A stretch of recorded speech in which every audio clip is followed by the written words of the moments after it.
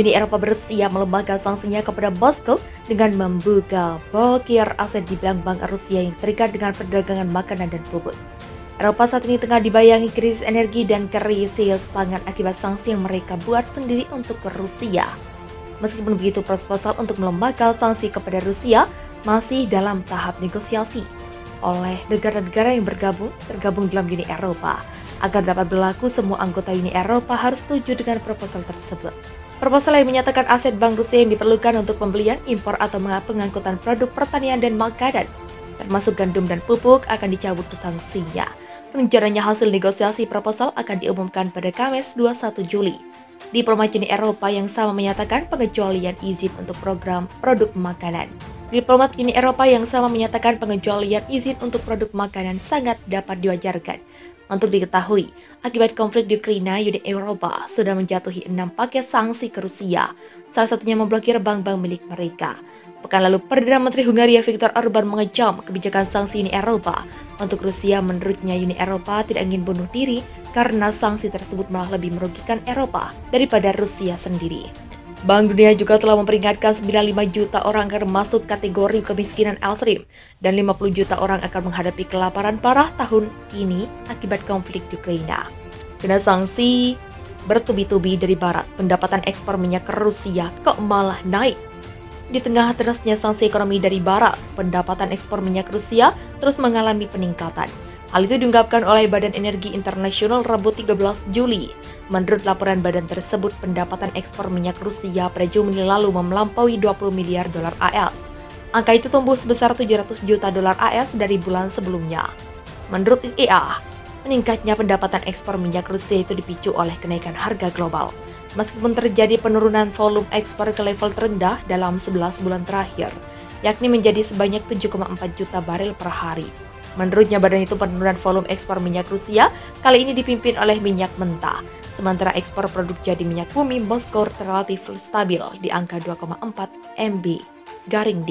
Dibandingkan dengan puncak pada April lalu di tengah operasi militer Moskow di Ukraina, total volume ekspor minyak dan produk minyak Rusia pada Juni turun sebesar 530.000 barel per hari, atau turun 7%, akan tetapi pendapatan ekspor justru meningkat sebesar 2,3 miliar dolar AS, naik 13% menurut badan itu.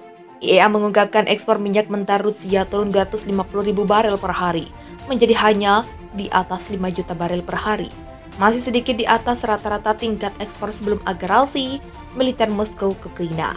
Pada saat yang sama, laporan itu mengatakan bahwa produktivitas penyulingan minyak di Rusia juga meningkat 420.000 barel per hari, dalam sebulan menjadi 5,4 juta barel per hari. Ini adalah nilai tertinggi sejak Februari lalu.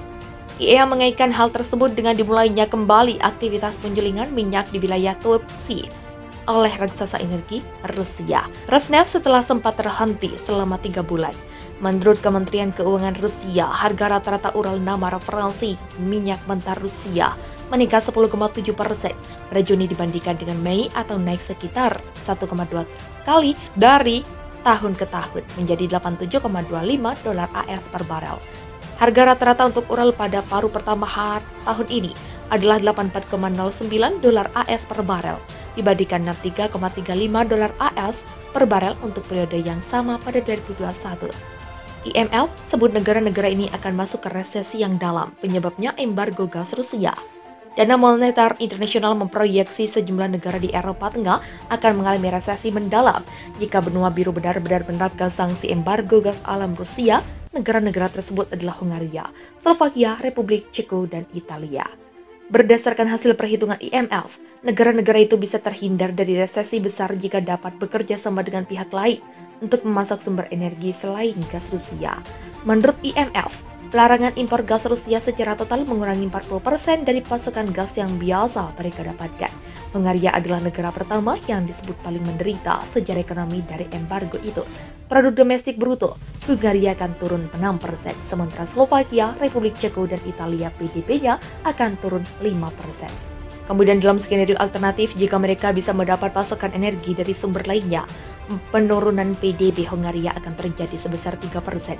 Slovakia dan Italia menderita pengurangan PDB lebih dari 2%, dan PDB Republik Ceko menyusut kurang dari 2%. Sementara Jerman akan jadi negara maju yang paling terdampak dari embargo gas Rusia. IMF menyatakan PDB Jerman akan menyusut dalam kisaran 2,7% dalam skenario terburuk. Disusul inflasi Jerman akan bertambah 2% pada tahun ini dan 2023. Lalu dalam skenario yang lebih ringan, PDB Jerman akan turun lebih dari 1%. Skenario terakhir itu akan terjadi dengan dukungan akses ke sumber energi alternatif dan kemampuan untuk menurunkan konsumsi. Krisis energi di Jerman memang sudah mengkhawatirkan. Banyak pihak mendesak pemerintah membatasi harga energi di negara itu untuk mencegah kerusuhan sosial. Rakyat Jerman kini berada dalam tekanan karena biaya energi rumah tangga naik 3 kali lipat dan harga-harga kebutuhan lainnya juga naik. Salah satu pihak yang minta pembatasan energi adalah Kepala Kantor Pekerjaan Kota, Kamas, Roland Welmer. Dia memperingatkan bahwa tagihan energi tahunan dapat naik dari 1.500 euro sekitar 22,55 juta menjadi 4.700 euro sekitar 70,66 juta pada Oktober. Di sisi lain, kepada regulator Badan Jaringan Federal Jerman, Klaus Meller mendesak konsumen untuk mengurangi konsumsi energi dan menyimpan uang. Menteri Energi Jerman Robert Habeck sebelumnya juga telah menolak seruan untuk pembatasan harga energi di negara bagian.